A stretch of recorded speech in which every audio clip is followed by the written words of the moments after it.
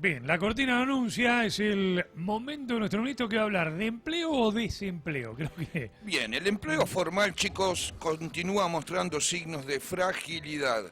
En los últimos meses se perdieron 11.000 puestos de trabajos asalariados, para que nos hagamos una idea. Pero lo más llamativo es que también bajaron la cantidad de monotributistas.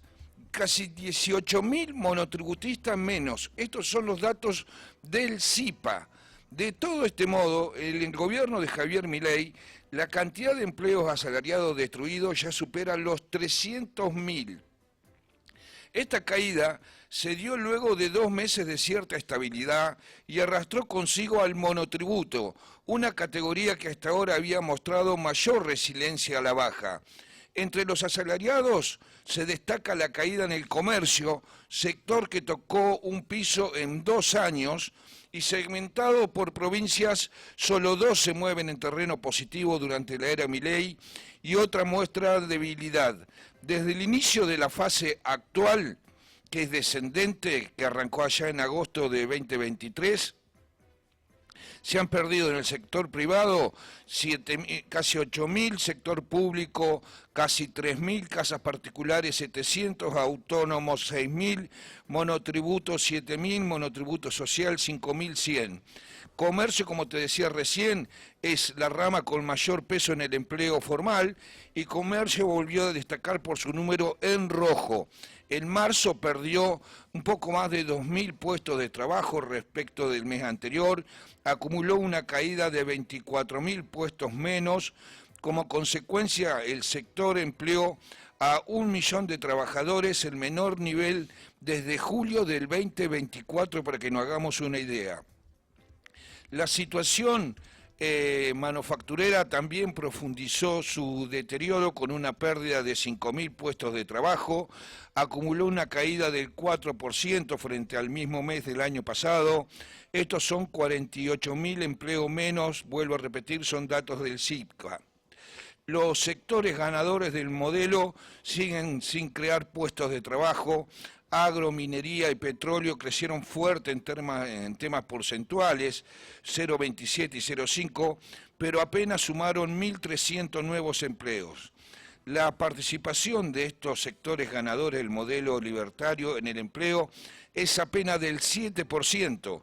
Sin embargo, los perdedores generan un 49, casi 50% del empleo, para que nos hagamos una idea. Entonces, ahí está el problema. ¿Hay sectores que le está yendo bien? Sí, no son mano de obra demandante. Comercio y construcción son los que son mano de obra demandante. Sí, la industria. Y en tercer lugar viene la industria. Claro. Al segmentar por provincias, Neuquén, Río Negro, San Juan y La Rioja tuvieron un saldo positivo. Las 2 provincias patagónicas son las únicas que tienen un superávit con 9.000 puestos de trabajo más. Bueno, Neuquén es el fenómeno de vaca muerta. Es vaca muerta, eso se llama vaca muerta. San Juan pasó también al tercer nivel de empleo estable versus noviembre. Bueno, San Juan también tiene la minería... El litio. Que se exporta, ¿no? El litio, claro. Y como te decía recién, el dato que llamó la atención fue el fuerte retroceso del monotributo. La cantidad de aportantes cayó un 0,3, lo que representa casi 7.000 personas menos. Representó la primera variación negativa de los últimos 5 meses. Y la baja se produjo en paralelo con una contracción más amplia del trabajo autónomo. De acuerdo con el CIPA, el conjunto de trabajadores independientes cayó un 0,6 mensual, afectado por retrocesos tanto en monotributo como en autónomos, como en el monotributo social. Así que no son buenos datos para el empleo en la República Argentina. Cambiamos de tema. El consumo de carne vacuna en Argentina continúa mostrando señales de deterioro, alcanzó uno de los niveles más bajos de las últimas décadas. La combinación de precios que crecieron por encima de la inflación, un poder adquisitivo todavía golpeado, llevó a una nueva caída en la demanda interna de carne, a tiempo que el pollo y el cerdo están ganando participación en la mesa de los hogares. De acuerdo al informe, esto es un informe de la Cámara de la Industria y el Comercio de Carnes y Derivados de la República Argentina, CICRA, que dice que en el mes de mayo el consumo per cápita de carne se ubicó en 47,5 kilos por habitante por año, el registro más bajo de los últimos 20 años. ¿Escucharon, no? El más bajo es de los últimos últimos 20 años. Sí, yo creo que es un componente fundamental o una razón fundamental que es el precio, ¿no? Después también hay ciertos cambios de hábito que se van dando a lo largo del tiempo, pero la razón principal, a mí me da la sensación, tiene que ver con el precio del kilo de carne, que ronda casi los 30.000 pesos, ¿no? Sí. Dábamos cuenta, en el día de ayer dábamos cuenta de cuánto estaba el asado, por ejemplo. ¿Sí? Bueno, estos son datos de la evolución observada durante los primeros 5 meses del 2026, periodo en que la producción de carne alcanzó un poco más de 1 millón de toneladas de res con hueso, lo que representó una caída del 7% respecto del mismo periodo del año anterior. En el mercado interno, evidentemente, está perdiendo dinamismo. Las exportaciones continúan mostrando un comportamiento favorable. Entre enero y mayo se embarcaron aproximadamente 312.000 toneladas de res con hueso, lo que implicó un crecimiento del 5%. Según CICRA, la mejora estuvo impulsada principalmente por la demanda de Estados Unidos, que explicó buena parte del incremento de las ventas externas en un contexto de mayor interés internacional por la carne argentina. La contracara de este fenómeno, obviamente, es el mercado local, con poder de compra de la familia que está por el piso, encarecimiento relativo de la carne vacuna frente a otras proteínas. Esto trajo una contracción del consumo. En términos acumulados, el consumo de carne vacuna habría alcanzado los 855.000 toneladas de res con hueso entre enero y mayo, lo que representa una caída del 11% frente al mismo periodo del 2025. Traducido a valores absolutos, el mercado interno absorbió 106.000 toneladas menos que un año atrás. Como consecuencia, este consumo per cápita retrocedió 6%, equivalente a una reducción de 3 kilos por habitante respecto del promedio de los últimos 12 meses. La evolución de los precios ayuda a explicar gran parte de este comportamiento.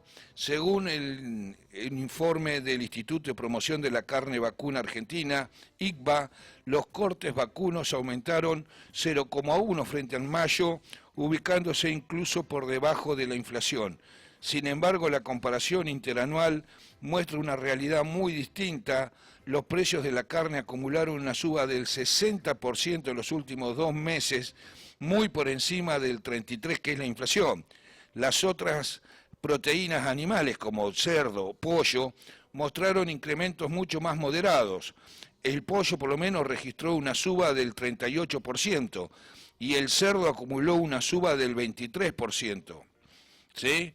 Este escenario indudablemente está impulsado por una modificación gradual en los hábitos de consumo.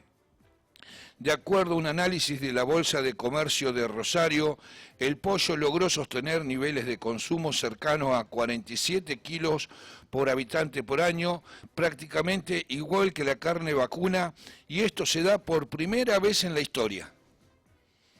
Por primera vez en la historia comimos la misma cantidad de pollo que de carne de vaca. Nunca había pasado esto. Si bien es cierto que los precios del pollo también aumentaron por encima de los salarios, la brecha de precios que hay con respecto a la carne vacuna sigue siendo suficientemente amplia como para favorecer la sustitución. Bueno, sin ir más lejos, hace unos días charlábamos con Guillermo Benac, productor de cerdo, dueño de La Casiana, y cuando hablábamos de precios, el cerdo está a la mitad del camino de la vaca. O sea, tenés cortes que 1 kilo los tenés por 8.000, 9.000 pesos. Sí. Mientras que la vaca es imposible conseguir 1 kilo de carne a ese precio, ¿no? Bueno, pero este fenómeno también alcanza al cerdo. El consumo per cápita de cerdo está en 20 kilos, contra 47 del pollo y 47 de la vaca. ¿Sí? Esto también es récord histórico para el cerdo. Con lo cual el cerdo también viene creciendo, alza, ¿no? ¿sí?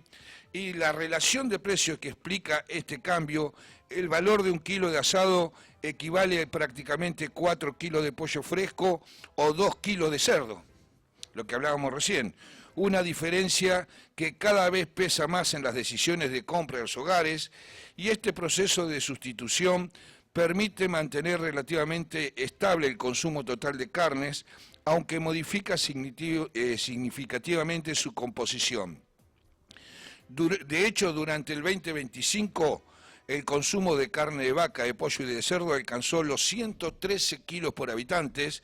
El volumen ubicó a Argentina entre los países con mayor consumo de proteínas animales del mundo, solo por detrás de Estados Unidos, para que nos hagamos una idea. Con lo cual, ayer dábamos cuenta con Danisa de lo flojo que estaban las carnicerías, lo preocupado que están los carniceros, ¿sí? Precisamente porque no venden nada y cómo tienen que readaptar las carnicerías. Acá está el dato. No estamos comprando carne de vaca. Estamos comprando otra cosa. ¿Sí? Después pongamos la explicación que se nos ocurra. Pero la realidad es esta. Lo dijo nuestro ministro de Economía, el señor Gabriel Esmale, a las 8:02.